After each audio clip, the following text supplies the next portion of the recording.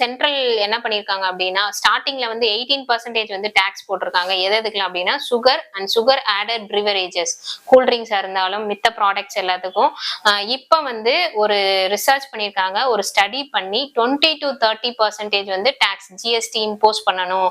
அதே மாதிரி அந்த சுகர் அண்ட் சுகர் ஆடட் பிரிவரேஜஸ் எல்லாத்துலயுமே வார்னிங் அலர்ட்ஸ் கொடுக்கணும். ஜிஎஸ்டி இம்போஸ் பண்ணணும் 20 to 30% பிளஸ் 12% செஸ்ஸும் போடணும் அப்படின்னு சொல்லியிருக்காங்க.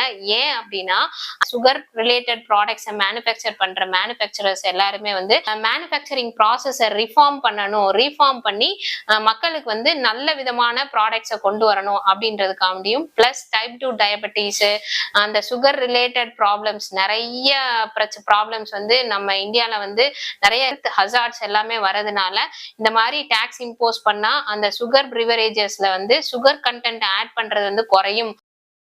சென்ட்ரல்